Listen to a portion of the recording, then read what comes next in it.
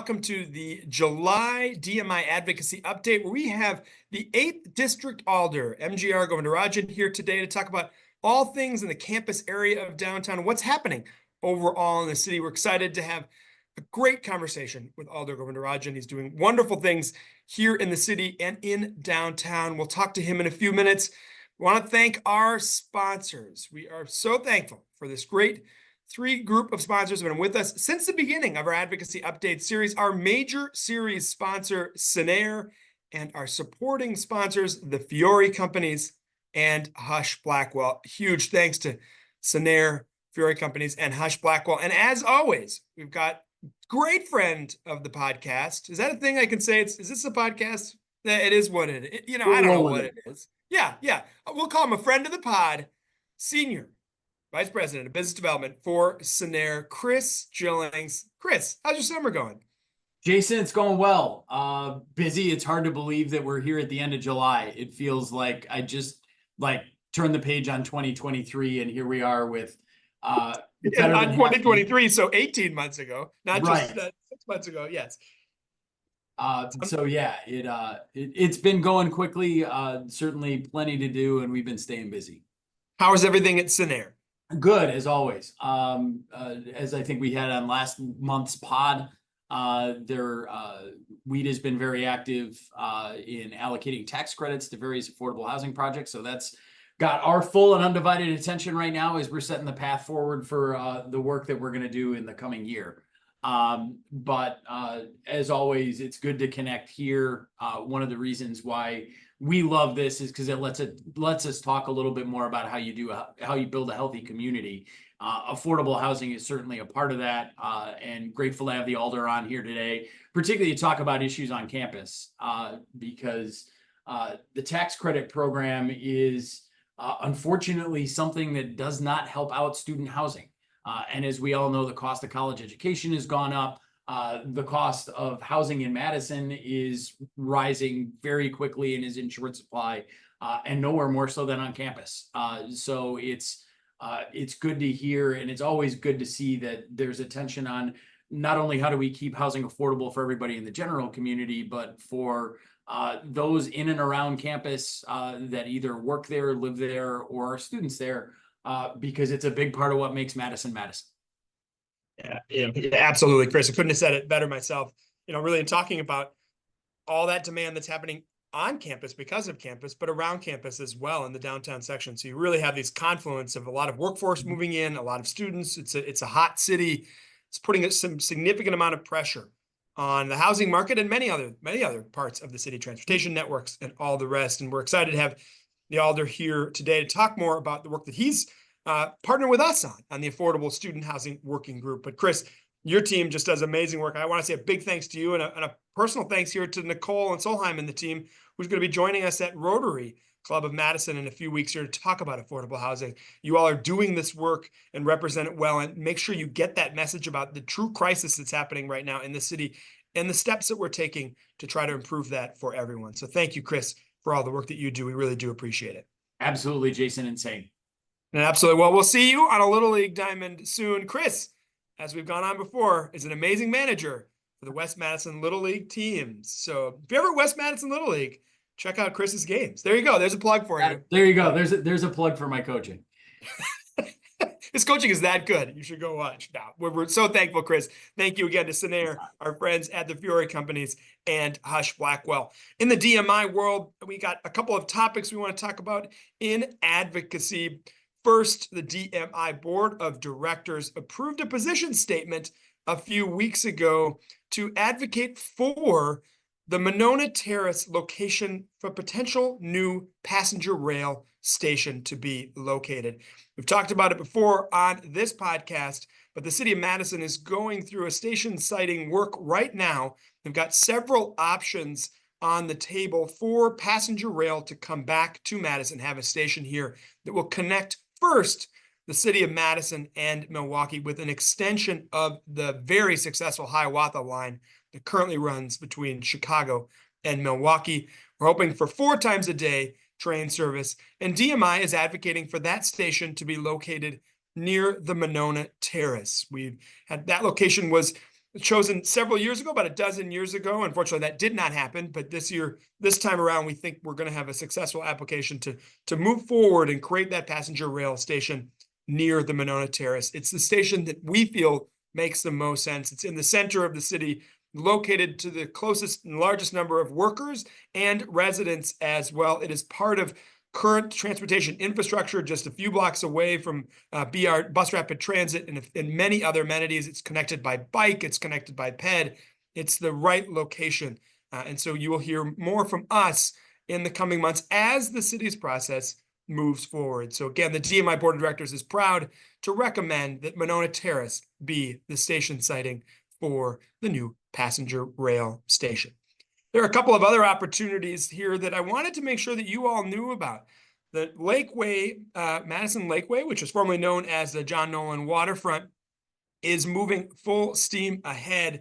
Sasaki and the team are designing more and more now. We're getting closer to the start of construction, hopefully in 2026, for the John Nolan Causeway, the first part of this project.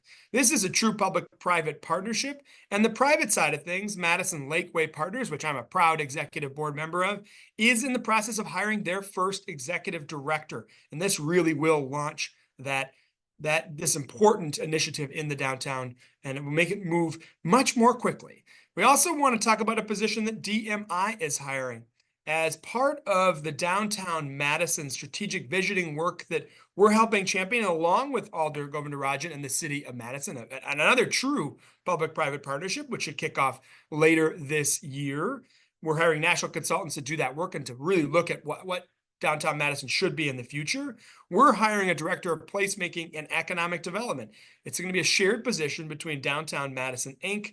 and our friends at Destination Madison. This person's one of their first tasks will be to help project manage the Downtown Madison strategic vision, and then help with implementation as well. Plenty of work to be done with major projects that are happening now.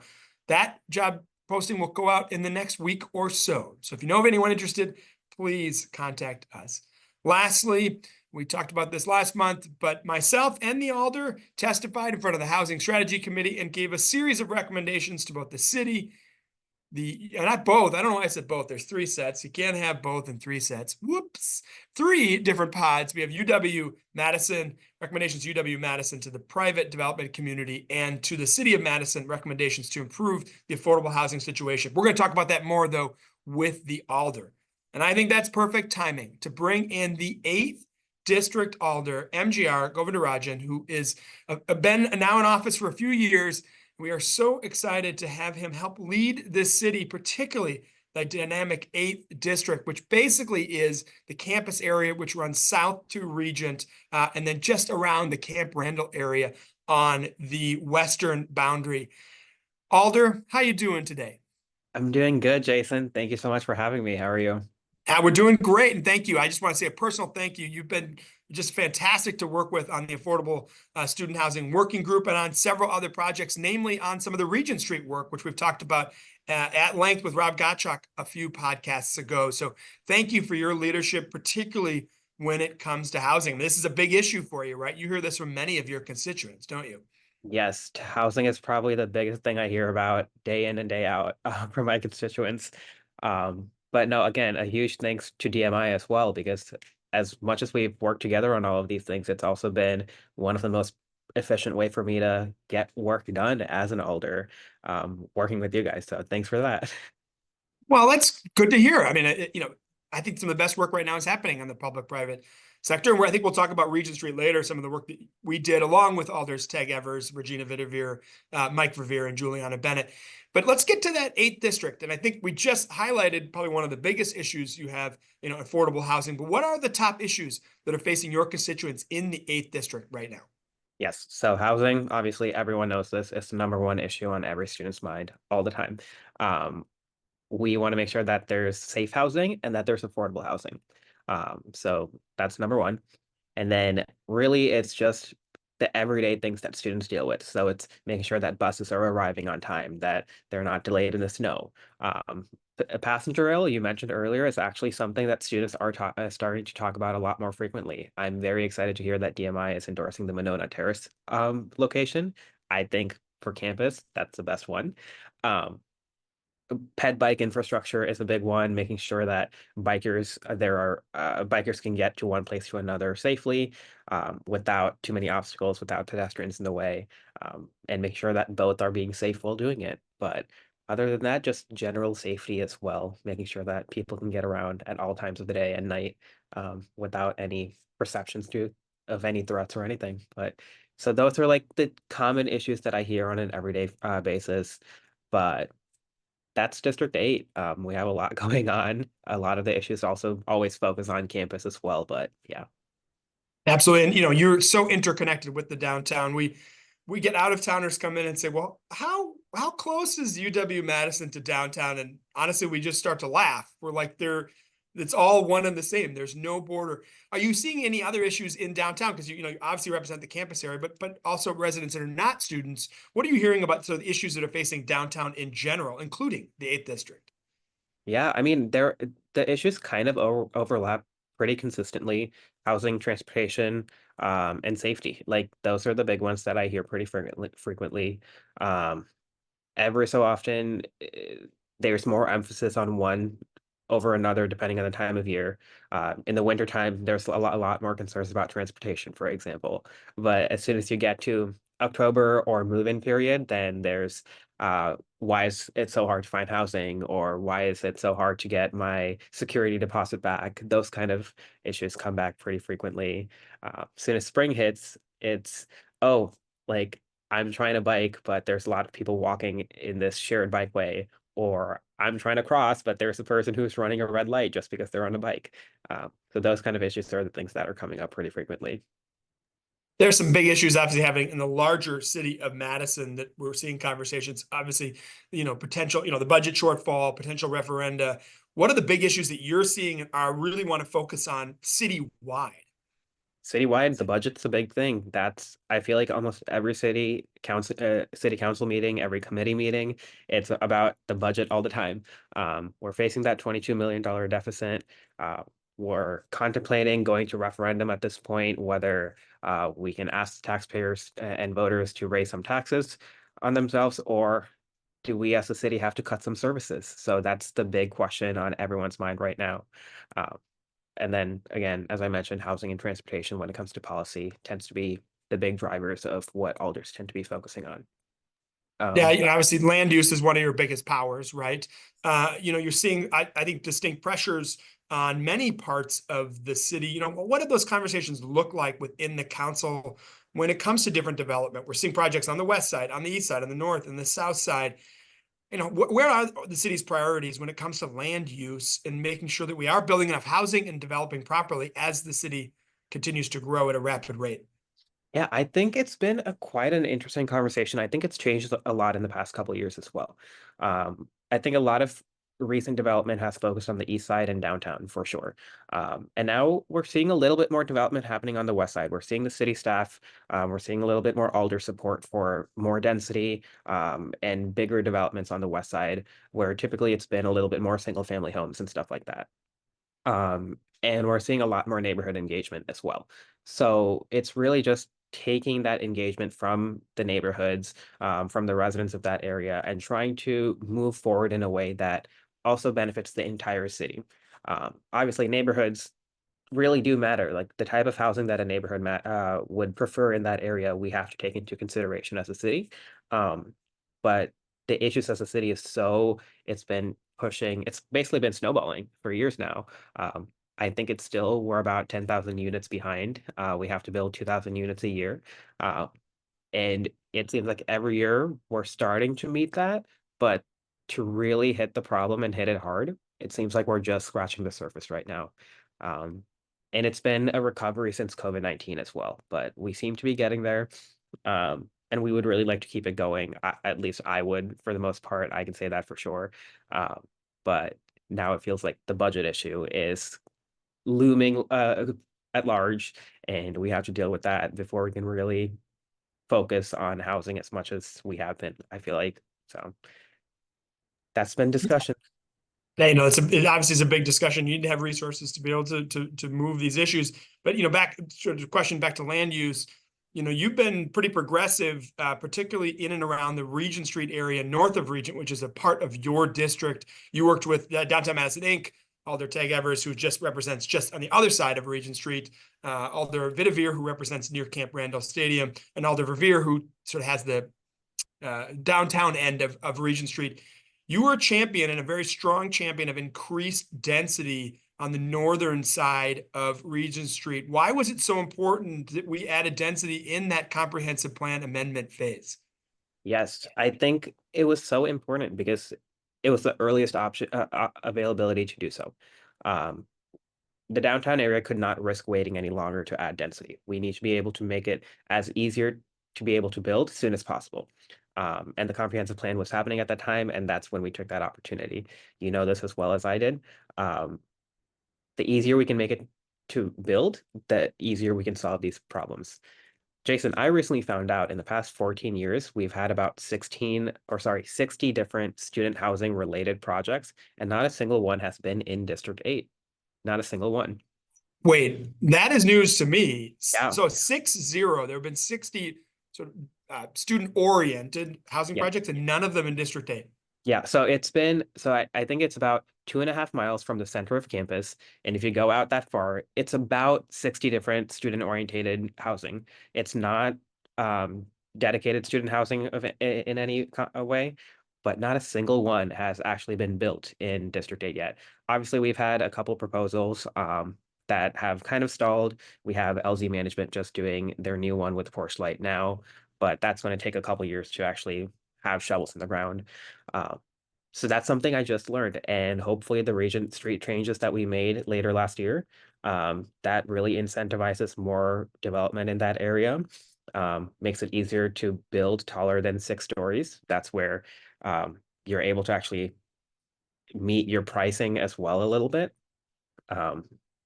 So that's the goal over there. And again, I really appreciated the help from DMI through there because it was very effective and efficient being able to have the neighborhood association on board, the private sector on board, the alders on board. Without that, we would not have been able to accomplish that at all.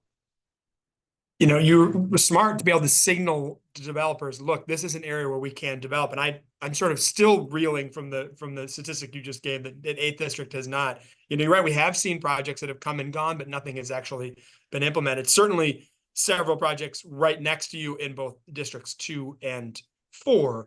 But to not see any, that's exactly why I think we all did that work to push for more development in the northern side.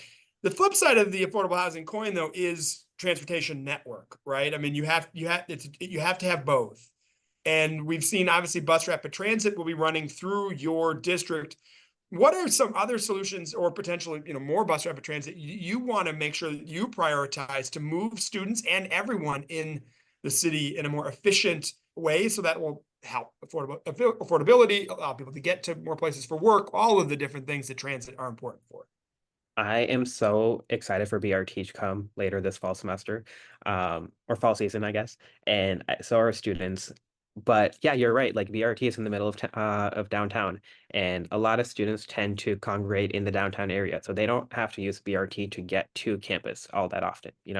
The students who are living in Hilldale or living a little bit towards the east of Madison, past the Capitol, they will for sure, and that's going to be very beneficial for them. But the vast majority of students are in downtown Madison. So what we've been focusing on more recently is trying to get bike infrastructure and pedestrian infrastructure in place. So this is as simple as trying to plan out a long-term plan for better shouldered bike paths where people can bike without having to, deal with cars coming too close to them, like University Avenue, where there's one way. If you're going eastbound, there's the shoulder bike lane, but if you're going westbound, then you have a bus lane on one side and you have 3 car lanes on the other side. And that's kind of risky, especially if you want to make a left turn. So we're focusing on longer term plans over there, but also short term plans of, okay, can we make sure that people are aware that there are bike lanes in this area just by maybe applying green paint, which just signals to drivers that, oh, there is a bike lane over here. especially because every August, every September, we have new drivers in the area who might not have actually driven in a city as large as Madison before, or might not be as familiar with bike lanes on main roads instead of having separate bike paths. So that's been a big topic of conversation when it comes to the transportation area and tying that into housing, because you're completely right. We need to make sure that wherever we're building, those people can also access their places of education and their places of work, and also third places where they can meet and socialize with friends and family. One of the things that I think you do very well is you have the pulse on what's happening with the student body. Let's go to a two-part question. What do you do to keep in touch with your constituents, right? To make sure where the voice of the student is heard, which sometimes is not heard, right, in these discussions, but needs to be heard. I mean, this is 50,000 students here. And when you are discussing, so how are you discussing with them? But when you're hearing back to that third space, really interesting point. What amenities are the students looking for in the downtown area that we don't have today, or we need more of today? Yeah, so definitely a two-part question there. I think the best way I keep in touch with the students is just plain old gossip. We talk about what's happening. We talk about what's really bothering us. This as a freshman in college, the best way to make friends is to gossip about your professor or your classes and things like that. So I take that and be like, the city has so much construction with the new BRT sites. What do you think? Like, do you things like that? And I don't necessarily like trap them in that way, but it's a very good way to just spur a conversation. And maybe we'll start talking about BRT, and then we'll talk about how there's the articulated buses coming in soon, and how, darn, I wish there was something more than just buses. Like, it would be so nice. I live in Chicago. It would be so nice if I can get from here to Chicago without having to drive or something like that. Oh, wait, the city's trying to plan a railway pretty soon. Like, there are those kind of conversations. And those conversations evolve. When it comes to third spaces, it's so interesting because it used to be a lot more common and a lot more accessible to students a little bit while back before COVID. Obviously, the generic third space that everyone talks about is green space, parks, and recreational areas. But campus does a fairly good job, in my opinion, having those areas, whether it be Library Mall, the Lakeshore Path, or Bascom Hill, Engineering Hall, things like that. But this thing that students want even more is like maybe indoors areas, but maybe not so expensive. Right now the default is a bar or a nightclub, stuff like that. But they tend to sometimes be on the pricey side. And again, there are safety concerns with that as well. But it would be really nice to have a movie theater nearby. Maybe have like $5 Tuesdays or something like that. I was very personally upset when AMC at Hilldale closed about a year ago. And so many other students were as well. So actually, Bill Tischler and I, a different Alder, have had discussions of like, hey, is this something that we can try to push in the future and get another movie theater? University Square used to actually have a movie theater not too long ago before the whole redevelopment of that area. But movie areas, just parks, just more third spaces that students can do for fun, even if it's like an arcade place, like something not expensive and very accessible to students is what we would like. On a slightly more negative subject, we obviously heard the news about Coach USA and Von Gelder, that the Coach USA went bankrupt. They obviously provide a valuable service connecting particularly Chicago and O'Hare to Madison. How concerned are you about this? And, what are you hearing about potential, making sure we keep that very important service, and hopefully it continues to last until we have the new bus station, which is actually being built as we speak. It's so vitally important for students specifically. I mean, downtown in general, yes, but students who want to visit their parents for spring break or Thanksgiving break or winter break, or just for fun, or might have big events happening like a wedding or a funeral, those kind of things that you can't really miss. Now it becomes infinitely harder to be able to go to O'Hare Airport or back home to Minnesota or Milwaukee and places like that. You have to really plan out your trip and end up spending a lot more money doing that now, which places such a big burden on our residents. And again, I think that's why it's so important that the city of Madison double down and focus even more on building a passenger railway. That would be efficient. That'll be much cheaper than most buses. It's climate friendly. It's it brings jobs to our places and nearby areas, like that would be the best way to solve this problem. I'm very concerned. I hope we're able to achieve it pretty soon. I hope we are able to get the support of the state legislature. But it's going to be a long road that we have to go down. Yeah, certainly creating more options so that, we're hearing though potentially that the bus service will remain in service, which is important, but you need all modes, right? I mean, Yeah. you need a good, rail, you need good transit, you need good car access, right? You need all of this access to be able to work. I want to spend the rest of the time talking about, I think, the important work that you're helping lead on the Affordable Student Housing Working Group. Just recently, the group made recommendations, about 10 recommendations or so, to the City of Madison's Housing Strategy Committee. Just to kind of level set for everybody, this has been a committee that Alder Govindarajan and Alder Bennett created about 9 months ago or so, when they were the City Council tasked the Housing Strategy Committee to look at the housing crisis and how we can move forward. There's clearly a need to look at the student section individually. And for the wisdom of both Alders, they brought together a public-private partnership of the University of Wisconsin, Madison College, the private housing owners, developers, construction companies, folks like Kurt Paulson and attorneys that work in this space. It was a group of about 25 folks that met, I think, probably 7 or 8 times total over the last 6 months, and made a series of recommendations. Alder, why was it so important for you to put this group together first? And 2, what were the important outcomes from this group that really made the work worth the time? And what can we move forward on with recommendations to help alleviate some of this crisis for the students? Yeah, thank you. I think the reason I knew it was so important to put together a group like this is twofold. One, I knew that these kind of groups work. DMI and you and I, we partnered on the Regent Street stuff. We wanted to make sure that there was more density and more height increases in that area, and working together and getting stakeholders involved, we were able to accomplish that in a space that city staff thought that might not be the best place to do it or the right time to do it. But we were able to overcome that. It required a lot of work, but we did it. So I knew that, okay, we need to get these people involved. These are the people who have knowledge, who have expertise in this area, and we need to bring them all into one space. Alder Bennett and I, we had spoken to UW separately. We had spoken to Kurt Paulson separately, or MGNE and developers and DMI. Like, we've all had these separate conversations throughout our entire time in office. About the issue of student housing, like, hey, here are the problems. We need to come up with a solution. What do you think? And each person will have a different perspective on the problems or a different perspective on the solutions. And they're like, okay, I can do X, Y, Z, but you're going to have to get this person to do this thing, And it made sense. Like, what if we just bring them all together? Let's get them all together, include the city, include UW, and talk about it very frankly, in a very transparent way, and put some recommendations that hopefully will impact all of us.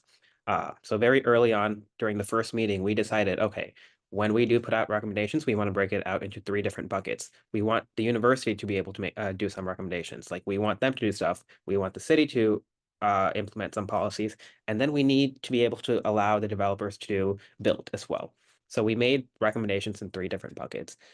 And I will emphasize this forever. The biggest recommendation we made is that we need to be able to educate people, whether it's students, whether it's parents, whether it's developers, on what type of housing is needed, the city on what type of policy is needed, or the university, whatever it might be.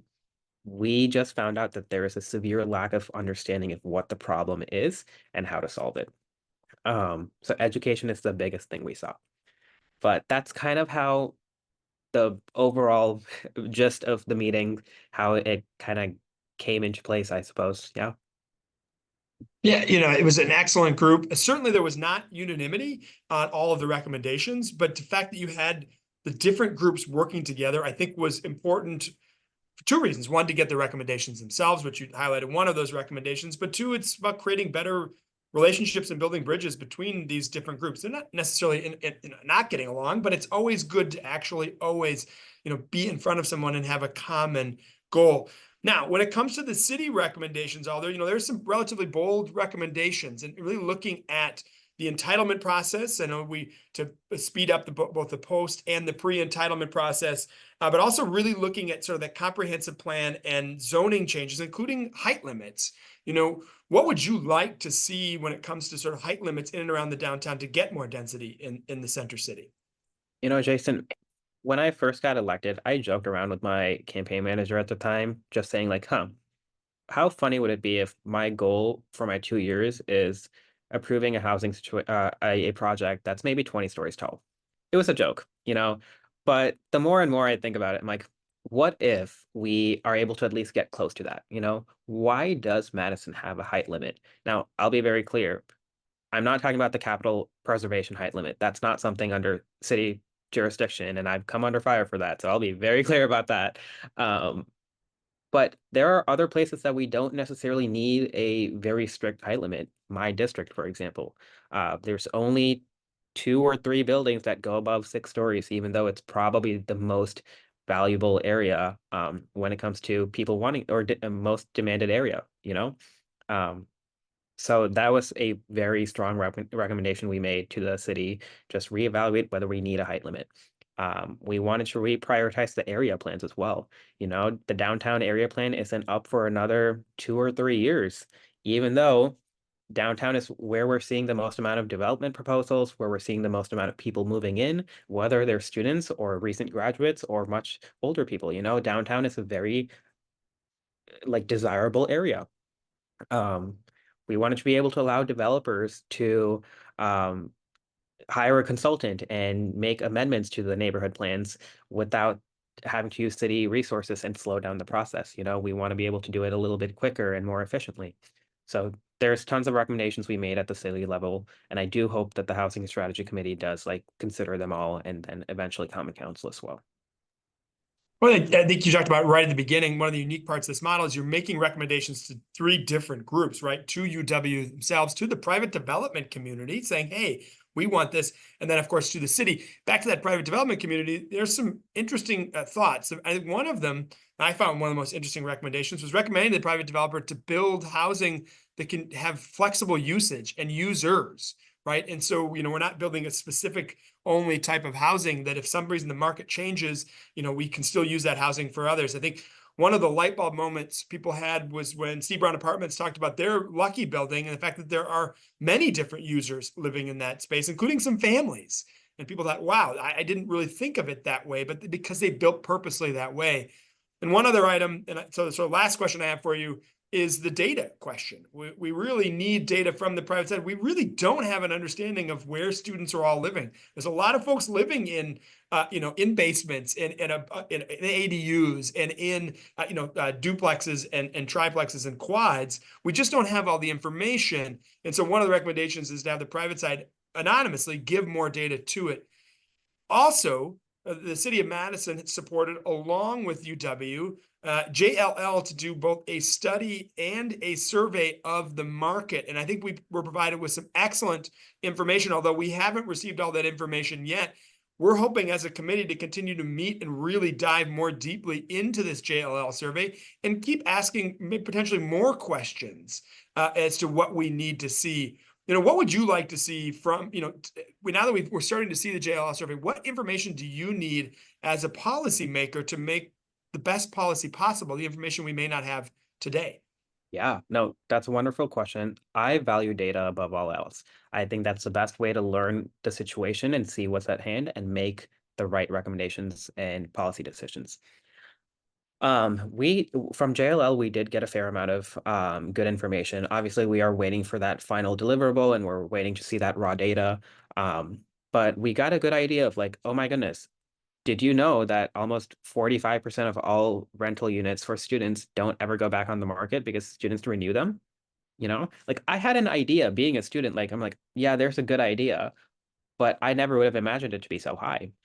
And then I also learned that students, underclassmen especially, they are much more likely to sign a lease at a much more expensive place, at a high-end apartment, because it makes sense. They are not as familiar with the housing market. They don't know exactly what's available and stuff. Whereas we see upperclassmen sign at much smaller areas, which tend to be more affordable, and they also sign much later in the year as well, sometimes waiting till February or January or March, where underclassmen are signing right when leases come out on October or November. So we're learning these kind of patterns, and I think that is what's most important, because the more we're able to like understand these patterns, the more we're able to understand the problem at hand as well. One of the big things I do with students is actually like explain what the housing problem is. So many people think that, oh, we just don't have enough housing, and that's not necessarily the case. We just It's more of a gentrification problem, you know? We've spoken about, and I won't get too much into this, it's a long thing, but we've spoken about how it used to be students competing with students for housing, but now it's students competing with recent graduates who are moving into Madison en masse, you know? And that's causing a gentrification problem in a way. But it's really understanding that problem with that data and making those right solutions. So working with JLL, I think we're going to be getting some good data, but working with private developers and sharing that data in a transparent way, but also with some confidentiality on the private sector, would be very helpful as we go forward and address the problem in future years as well. Yeah, it helps us put a picture to what the problem is, and that we're, as you are, excited to get this JLL survey in the next couple of weeks and really start to dig. And I want to say a huge thank you, Alder, for all your work that you do to help lead the community, to help lead downtown and the 8th District. You've just been fantastic to work with, and we're excited to work with you even more in the future. So thank you, Alder, very much for joining the July Advocacy Update here today. Thank you, Jason. It was a pleasure to be here. Thank you. Absolutely. And thank you as well to our sponsors, our major series sponsors, Scenair, and our great friends at Hush Blackwell and at the Fiore companies. Hope to see you all soon downtown with full shopping bags and full bellies. Talk to you soon, and thank you for your support of downtown and DMI. Have a good day.